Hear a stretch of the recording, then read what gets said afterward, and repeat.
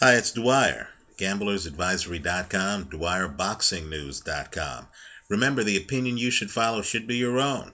Just consider this video to be a second opinion from a complete stranger online. Today is September the 6th, 2012. Let's talk about the heavyweight title fight that's happening this weekend. It might be the last time we see Vitali Klitschko in the ring. Let's talk about his young, unbeaten opponent, the Diamond Boy, Manuel Charr. Manuel Charr, style-wise, in my opinion, is a mid-range hooker. Right? He wants to have a two-handed attack from right in front of you. Right? You show me a mid-range hooker, I'll show you, unless he's Orlando Salido, right? I'll show you someone who is too square in front of you.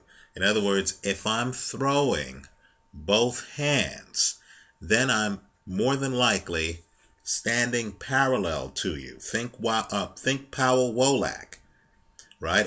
I'm standing parallel to you as opposed to a jabber who's sticking a jab from a side profile while hiding his other hand, right? Well, Manuel Charr is a mid-range hooker. He comes in square. What he tries to do is overwhelm you with power and volume, right? He wants to come in, get close enough to you. He's taller than most fighters. He wants to get close enough to you so he can unload on you. Understand too, mid-range hookers tend to have defensive holes. If you're opening up with a two-handed attack, the minute you're a combination puncher, the minute I'm throwing 4 or 5 punch combinations, I'm open to be countered. Right? Some slick fighter is going to try to keep me on his shoulder. Right, is going to try to take a step back and then pop me when my hand is extended and I can't defend myself on that side. Let me also point out that Manuel Charr comes in upright, right? He's not coming in at angles. He's not coming in low. He's not bobbing and weaving his way in, right? He's not playing the kind of cat and mouse game that a Sergio Martinez plays, where Martinez will bend at the waist and will rock and then will try to lead with power shots, right? There's another big difference between Martinez and Manuel Charr. Martinez will try to set up a lethal straight left hand. Martinez is a southpaw. Then he'll try to get out of there. Right? He'll put his entire body into that left hand. But then he's not going to stick around to be countered. When you look at Manuel Charr, he comes inside, he opens up, he stays inside. Now let's talk about his opponent. And let me just say, and I don't say this lightly, in my opinion, Vitali Klitschko is the best heavyweight of the post-Lennox Lewis era. If you want the last true mega fight in the heavyweight division, it was Lennox Lewis, then the heavyweight champion, against Vitali Klitschko.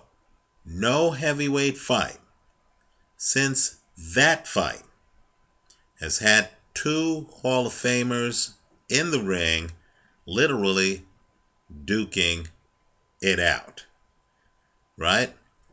Let's talk about what makes Vitali Klitschko great. Let me go one step further and say that I'm expecting not just a Klitschko victory against Charr, and Klitschko is a huge favorite and should be, but I'm expecting a stoppage, right? And I believe the line on this fight is a little depressed because Derek Chisora miraculously was able to go the distance with Vitali Klitschko. Let's remember that Derek Chisora, before the David Haye fight, was viewed as having an excellent chin, right? He showed that chin against Vitali Klitschko. But understand, Vitali Klitschko's a different level from Manuel Charr. I mean, an entirely different level. Part of his game involves strategy that doesn't even involve throwing punches. Like Sergio Martinez, Vitali Klitschko is a master at distance, right? Where he stands in the ring, he makes sure that he's far enough away from you where he can drop his hands, right? When you look at Klitschko, it's a bit shocking. He'll be in the ring against offensive fighters like Chris Arreola. And Arreola has fast hands and is not hesitant to throw them, right? High volume guy. But yet when he fights a Vitali Klitschko is able, just like Sergio Martinez, to drop his hands because he is conscious. He has an innate sense of where you are and where you'd be if you lunge at him, right? He also controls distance when he wants by sticking out a jab. And it's an excellent jab. You know, I know it looks like he's not really leaning into it, but yet the guys on the other end of the jab, whether it's Kirk Johnson before his retirement or Sam Peter after his retirement, are literally getting battered. You see it on their face, right? Kevin the Kingpin Johnson was at the end of a Vitali Klitschko jab. Didn't look like Vitali was really leaning into it, but yet Kingpin could not get close to Vitali Klitschko. There's never a moment in that fight where Kingpin looks like he's close enough to land hooks, right? Klitschko's jab literally keeps even fighters like Tomas Ademic. And when's the last time you saw Tomas Ademic's offense completely diffused? That jab kept Tomas Ademic up on the ropes. He couldn't even get close enough to Klitschko to unload before a sellout crowd in his home country of Poland, right? A great fighter like Vitali Klitschko creates the optical illusion that his opponent is having an off night, right? And the reason is simply Vitali sticking a jab, you can't get by it. Or Vitali standing in a place where, as you come forward and throw punches, he's able to roll with the punches. Literally, think Bernard Hopkins. He's able to roll with the punches, lean back like Devin Alexander, have the punch stop before it gets to him or have the punch graze him. Then he comes back with vicious counters. He can come back with a straight right hand that has knocked out many men. His left, it's hard to tell if he's throwing a straight left jab or if he's throwing a hook, right? Vitali Klitschko, in my opinion, is much better, and I know the world disagrees with me. I know YouTube Nation disagrees with me. Lord knows I've read through dozens of emails, but he's much better than Vladimir Klitschko. Apart from the chin, and let's keep in mind that Vitali Klitschko, his two losses are due to cuts around his eye and a torn rotator cuff, right? He's never hit and dropped on the canvas and counted out, right? There's no, TKO where the other guy is battering him and he can't defend himself, right? There's no Corey Sanders moment like his brother had. There's no Layman Brewster moment like his brother had, right? There are no fights where he hits the canvas multiple times like the Sam Peter fight that his brother had. If you think these two brothers are close, just compare and contrast their Corey Sanders fights. Now understand, Vladimir Klitschko, after getting blown out, second round knockout, never gives Corey Sanders a rematch. Never. Instead, Big Brother comes to the rescue and fights Corey Sanders. That fight's not close, right? The fighter who got inside on Vladimir Klitschko can't even get in the same area code as Vitali Klitschko. Let's also talk about punching power. And I know what I'm going to say is controversial, and I understand that Shannon Briggs went the distance with him. Kevin Johnson went the distance with him. Derek Chisora went the distance with him. I know there's some who are going to say he doesn't hit as hard as Vladimir Klitschko. I believe the opposite is true. I believe he hits harder than Vladimir Klitschko. Again, all I can say is look at how blown out Corey Sanders is at the end of that fight. Shannon Briggs, quite frankly, was so beaten up at the end of the fight that their lawsuits following that fight between Briggs and his management, where Briggs is talking about how badly beaten up he was and how it was a near-death experience, right? Vitali Klitschko has built-in leverage. In other words, it doesn't look like he's leaning into any punch, right? But he has a very strong lower body. And like Fernando Montiel, another fighter in a different weight class, he just has the gift of punching power and makes it look effortless, right? He's that 95-mile-an-hour fastball pitcher who looks like he's lobbing it up there. He's Mariano Rivera, right?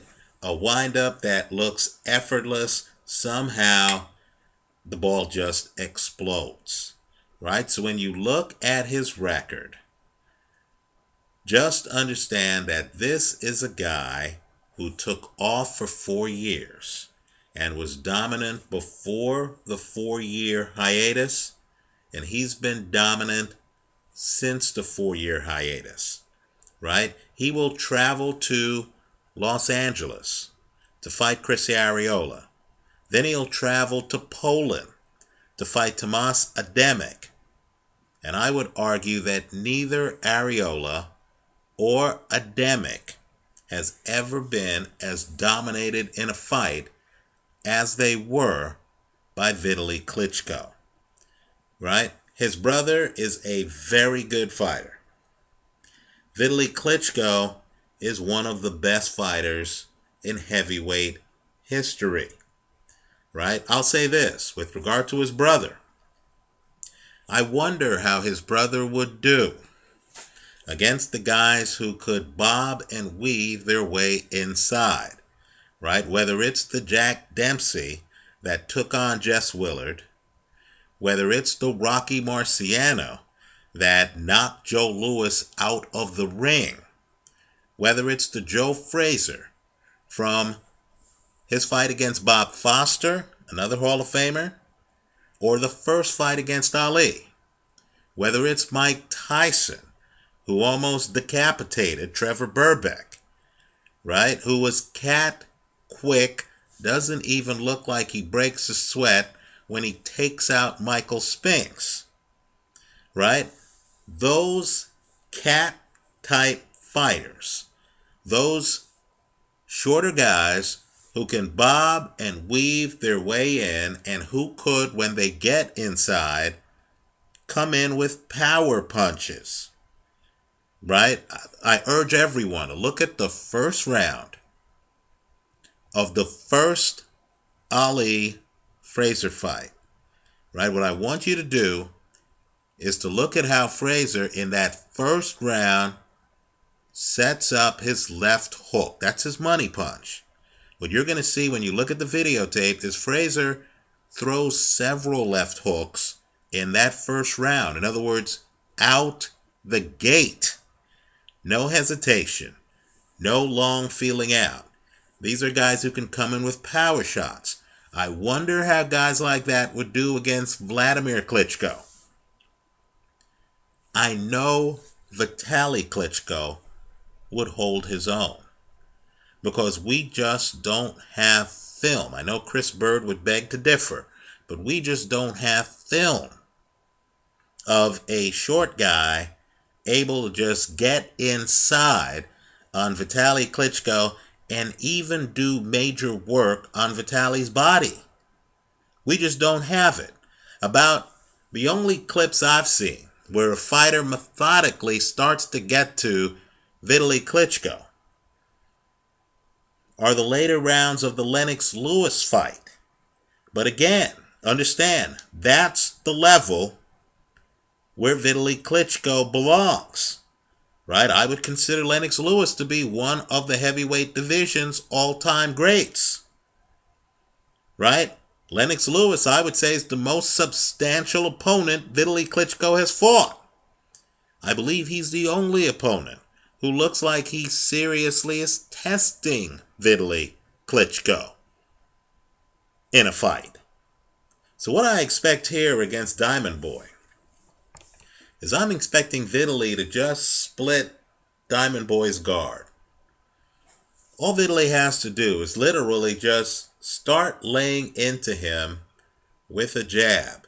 I'll tell you what, I expect Manuel Charr to literally start to look like Sam Peter did. Right? If he jabs Manuel Charr and starts to then punish him for trying to come inside tall, to try to come inside without any kind of deception, any kind of bob and weave, any kind of I'm out here, then I'm suddenly up here, right? If Manuel Charr just thinks he can walk in, do an Antonio Margarito and just walk you down, I believe he's going to get hit with jabs first, then suddenly there's going to be a straight right hand behind the jab. And I mean a high-octane right hand behind the jab. Right? If Klitschko starts to open up, you remember what Shannon Briggs' face looked like at the end of that fight. Right? I'm expecting, and Shannon Briggs is much more experienced, knows many more survival skills, isn't a guy who had 21 fights in his first major fight against a big-time talent. Understand, Shannon Briggs himself used to be the heavyweight champion of the world. He himself fought Lennox Lewis, right? He fought Sergei Lukovic. He fought several elite fighters before he fights Vitali Klitschko. I believe Shannon Briggs was able to survive because he's a vet and he was a former champ himself.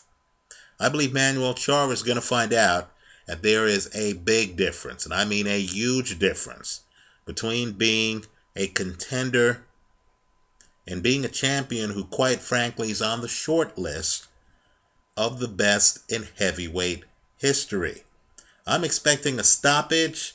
I can't recommend anything with regard to the over-under, because that over-under is pretty low at 6.5 rounds.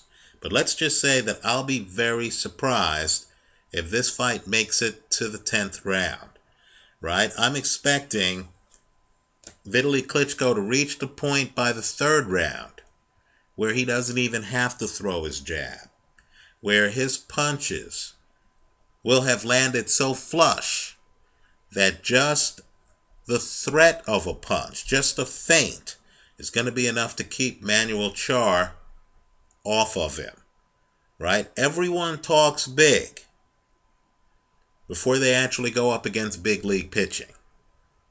I believe that Manuel Charr is going to enter the ring and he's going to figure out that he's dealing with a taller fighter who is literally coming at him in a side view with an excellent jab, who he just can't hit. Let's not underestimate Vitali Klitschko's defense. Apart from the Lennox Lewis fight, I haven't even seen Vitali Klitschko busted up. Right? This is a guy who literally doles out punishment, doesn't really get punishment. It's a little bit stunning when you look at the Shannon Briggs tape. And you notice that Shannon Briggs looks like he's been through a world war. And then you look at Vitali Klitschko and he looks like he's been through a sparring session and hasn't been touched. Okay, the guys who have been able to somehow maneuver, Kevin Johnson is a fascinating opponent for Vitali Klitschko. He loses that fight by a wide margin. I'll give Kevin Johnson credit on having the defensive skills to literally lean on the ropes and catch Vitali's right hand while guarding against Vitali's jab, right? Kevin Johnson's the only guy I've seen do that. I don't think Manuel Charr has those skills. I haven't seen them on the tape. My prediction here is simply Vitali Klitschko by KO. Let me just say this too. I consider it high praise that Vitali Klitschko is coming toward the end of his career, but yet is talented enough where I'm expecting him to beat a young, unbeaten contender by KO, even now when Klitschko is 40-ish and is well past his prime. I like Vitali Klitschko. Let's enjoy this guy's career while it lasts. Let me hear from you. I know the people in Spain believe that Charr has a real chance. I don't. I think this ends badly for him. Let me hear from you. Leave your comments for me here online. Visit us at DwyerBoxingNews.com and GamblersAdvisory.com. Thanks for watching.